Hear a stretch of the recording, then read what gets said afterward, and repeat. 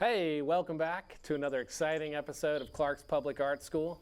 I'm here in Burlington, Vermont, and I'm going to do some embroidery today. It's not the most exciting kind of art medium to be using, and probably could potentially be dreadfully boring to watch. But I'm an educator. I'm a part-time educator, or like kind of full-time part-time educator. It's not my main hustle, but it's definitely a main hustle. It's the end of the school year, and the kids are rowdy, like really super rowdy. And embroidery was all I could kind of manage this afternoon to like muster, as far as like setting up a bunch of like an easel and some paints and all that stuff. I was like, no. We've been wanting to do an embroidery episode. We being me and Dan Carden, who's in the booth back here filming, doing the magic. So anyway, I'm about to thread this needle, and it reminds me of this scene in Tom Sawyer. And I don't know if scene is the right word, because it's a book and not a TV show.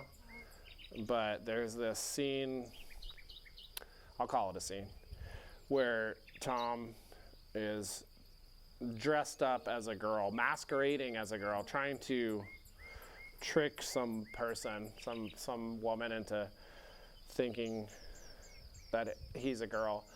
And she gives him, I think she's on to him. She knows what's going on.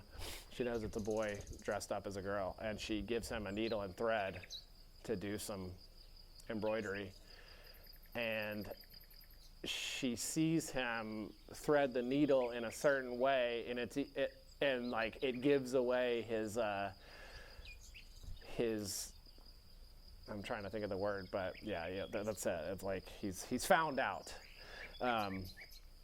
So I've got my needle and thread, and I put a big like quadruple knot down here on the back. But I'm gonna start. Ow! I like poked my leg. I'll start right here. I've been working on this for a bit. Let's see if I can see it. Yeah, there we go. I've been working on this for not that long, but I have another one here. Let's see. I can show y'all. This one I've been working on for a little bit longer. Let's see. Gotta like hold it in front of the camera. There we go. I'm pretty excited about this thing. I don't know what it's gonna be, whether it's gonna be a pillow or I could just hang it on the wall like that, like a embroidery as painting, and I've seen people hang embroidery as paintings by just hanging the embroidery hoop on the wall, or it could be stretched on a stretcher like a canvas. So I haven't really decided, but I visited some friends recently, and they showed me some cross stitch. I don't know if it was cross stitch, but it was something needlepoint. They showed me a needlepoint that they did, and they had sent it away to some place in Arizona that, something's going on here. I think I went right up straight into the knot of where I wasn't supposed to go. There's this place in Arizona that you send them your needlepoint, and they will turn it into a really nice pillow that's like velvet on the back with like velvet piping along the edges. And I'm tempted, because these needlepoint pillows look incredible. The fabric that I'm using here, let's see, make sure that you can see. Here we go. There. The fabric that I'm using is a remnant of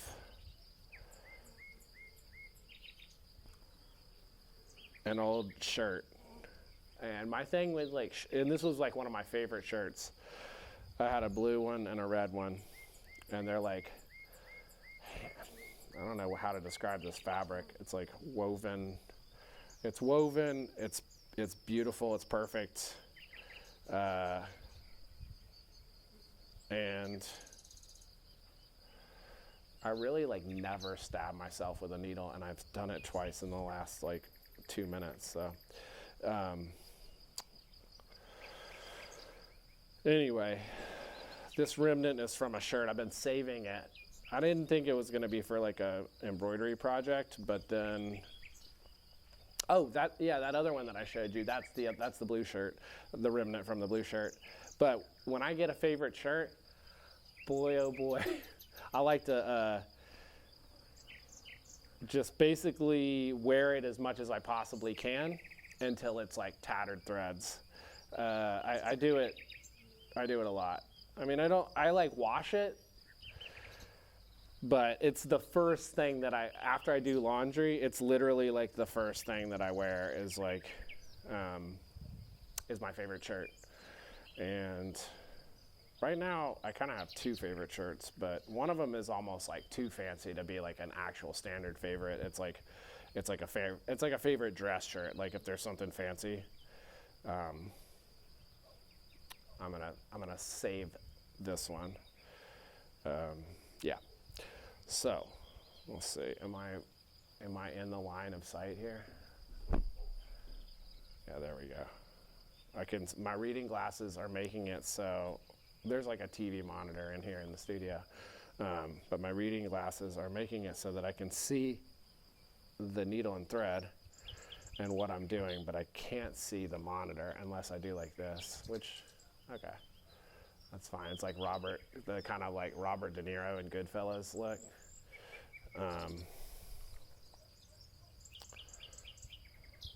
So my challenge to you, dear viewer, is to get a needle and thread and to do some stitches. I'm sure there's a lot of videos on YouTube that show different stitches. I learned in college at Western Washington University. I took a bunch of fiber arts classes, loved it, had a wonderful professor, Mark Newport. We still follow each other on Instagram and Facebook.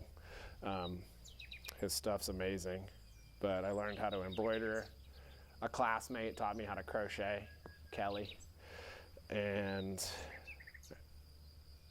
I've taught a lot of people how to crochet. I'm really excited about that. It's like having this one person teach me how to crochet and then me teaching a dozen people how to crochet feels like it's like passing a torch or like lighting a candle, and then you like light the candle and then that person lights their candle and then they light other people's candles. It's a special feeling.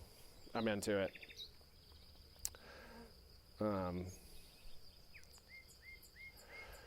I mean, this would take, I'd say to do just this little loop around here, this is a back stitch. Should have mentioned that. So what I'm doing is like coming forward, I go in like, I go back to where that last stitch went in. And then from underneath, I go forward like 1 stitch length. And then I come out, and then I go back into pretty much the same hole, if not maybe like right next to it. I try to get into the same hole that other stitch went into, and then I just repeat the process. I go like, come out a little bit ahead, 1 stitch length.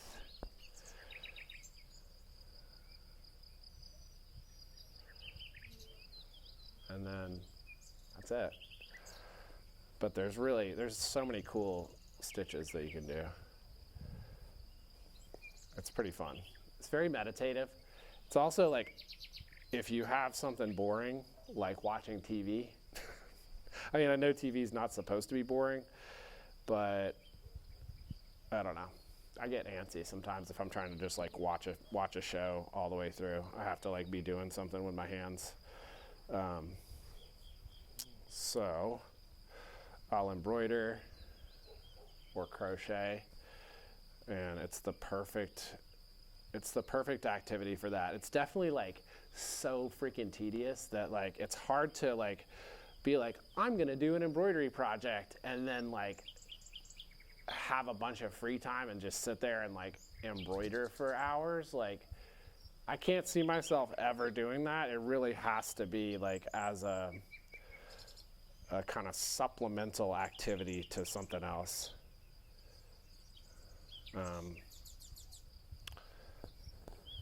It's a little bit, embroidery is a little bit more engaging than like mentally engaging than like say crochet. Like crochet, you can just sit there and like be like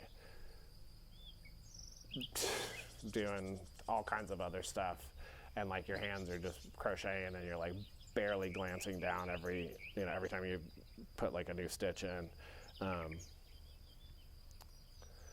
But embroidery requires like 1 degree more focus than that. But I'm gonna get about halfway through this thing. Let's see. I'm trying to think of anything else relevant to tell you about embroidery.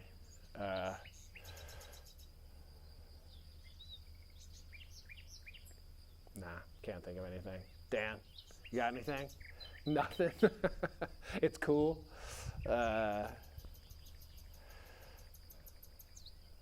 Yeah. I guess it's kind of trending a little bit. Like craft activities, old-timey craft activities like this.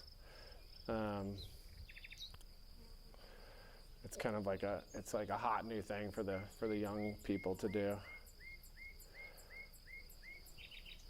which really is a serious turnoff. I'm like, no.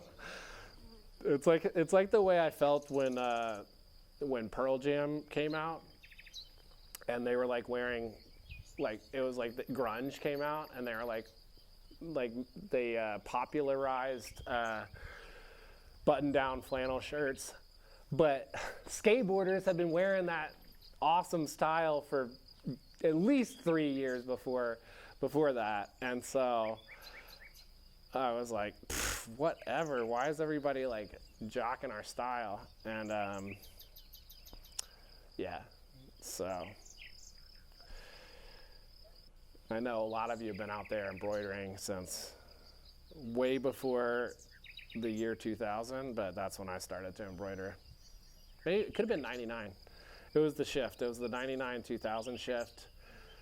I went to school at Western Washington University via the National Student Exchange. And if you don't know about the National Student Exchange, check it out. You can like go to a different school in the US and all your credits transfer. So I went to Western Washington University, and it was awesome because all of the art students there were like super serious. And coming from I had been going to LSU, which is like a football school, and not a lot of serious art students. At least back then, the program was different. I think it's a little more rigorous these days, and you have to be a little more intentional about taking art classes. And but back then, I would be like lucky if there was like one other serious student in an art class at LSU, and then I went to Western and there was like maybe one slacker in a class, and everybody else was like super serious, and I was like, yeah, this is awesome. Yeah, cool story. I think that's it for this. I'm gonna like wrap it up. It's gonna be a short episode. Appreciate y'all coming out.